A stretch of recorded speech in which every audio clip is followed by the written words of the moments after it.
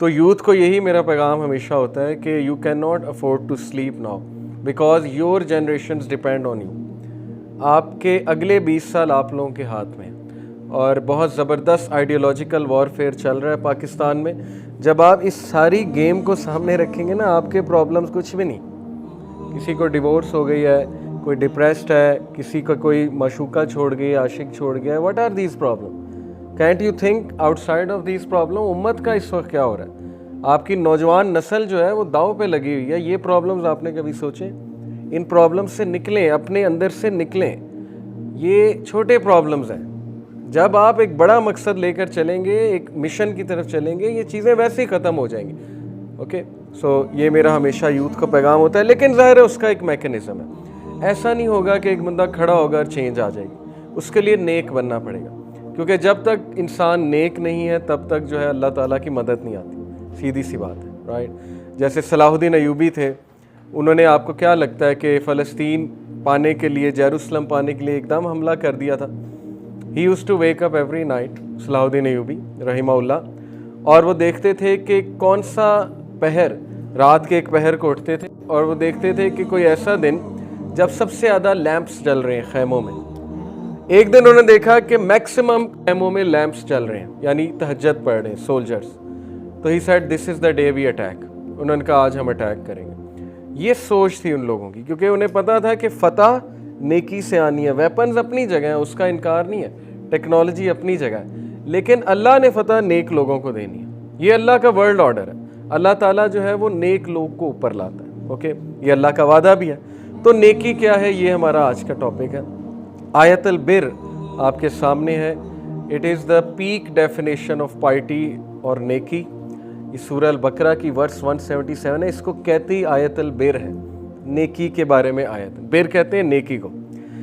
अल्लाह फरमाते हैं औज़ु बिल्लाहि मिनश शैतानिर रजीम, लैसल बिर्रा अन तुवल्लू वुजूहकुम क़िबलल मशरिक़ि वल मग़रिब।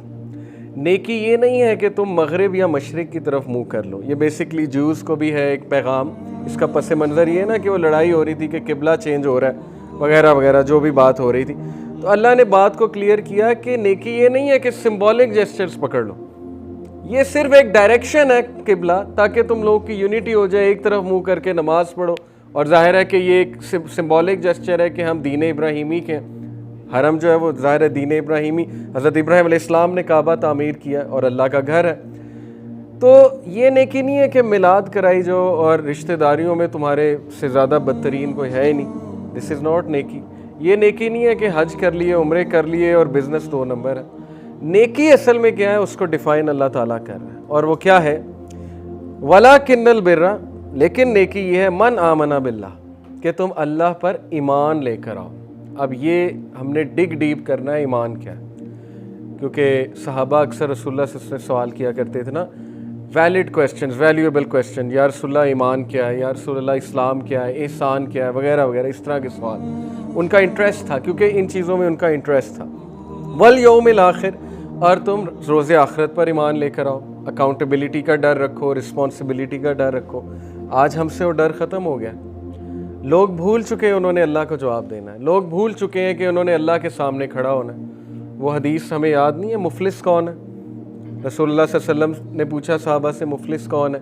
तो उन्होंने कहा या रसूलुल्लाह, जिसके पास कुछ पैसे नहीं है, गरीब। तो उन्होंने कहा नहीं, मैं बताता हूँ, कॉन्टेक्स्ट बता रहा हूँ हदीस का। मुफलिस वो है जो क़यामत वाले दिन बहुत अमाल के साथ आएगा, लेकिन एक बंदा आएगा, कहेगा अल्लाह इसने मेरा दिल दुखाया था, मुझे गाली दी थी, मेरे बारे में कमेंट किया था, अल्लाह उसके अमल उसको दे देगा। लोग आते जाएंगे क्योंकि उसने दिल बहुत दुखाए होंगे लोगों के, यहाँ तक कि उसके बाद ज़ीरो।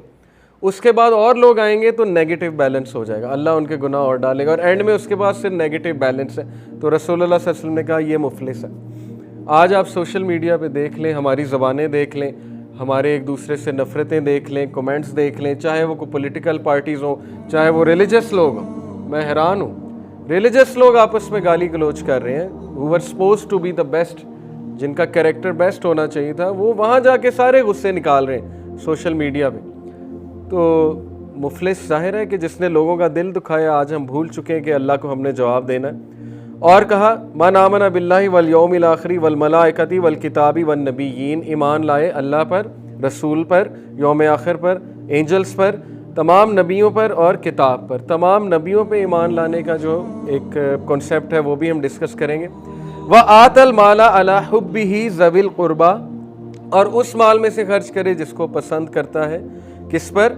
और ज़विल कुर्बा अपने रिश्तेदारों पर, वल यतामा यतीमों पर, वल मसाकीन मसाकीन को, वब्न सबील और जो वेफेयरर्स हैं, वसाइलीना सवाल करने वाले, व फिर रिकाबी और फिर जो लोग गरीब गुरबा हैं, व अकामत सलात और नमाज कायम करते हैं। नेकी नमाज है। अगर आप नेक बनना चाहते हैं नमाज पढ़ें। रसूलुल्लाह सल्लल्लाहु अलैहि वसल्लम से एक सहाबी ने पूछा which of the deeds are best, बेहतरीन अमल क्या है या रसूलुल्लाह?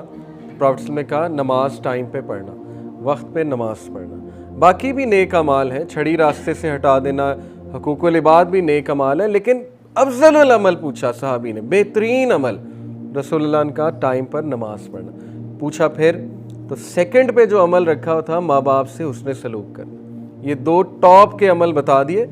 उसके बाद बाकी के अमल है ह्यूमैनिटी, नेबर के साथ अच्छा रहना, एक दूसरे के साथ अच्छा रहना वगैरह वगैरह। तो खर्च करना, नमाज कायम करना, बात ज़कात ज़कात देना, वल मुफ़ूना बि अहदिम इज़ा आहदू, कितनी इंपॉर्टेंट बात है, अपने वादे निभाना, कमिटमेंट पूरी करना। और इसमें हम लोग वीकेस्ट हैं। पाकिस्तानी जो है वो शायद सबसे इस वक्त बॉटम पे है बहैसियत कौम, जो कि एक शर्म की बात है। हमारे बारे में मशहूर है झूठे, मिस कमिटमेंट करने वाले, दो नंबरी करने वाले और ज़ाहिर है चकमा देने वाले, चाहे वो कोई भी हो, बिज़नेस हो या कुछ भी हो। तो यहाँ तो अल्लाह कह रहा है ईमान वाले वो हैं जो अपने वादे पूरे करते हैं, जो कमिटमेंट के पक्के हैं, जो बात करते हैं वो निभाते हैं, जो अहद करते हैं उसको पूरा करके रहते हैं। वह साबिरीना, सब्र करने वाले।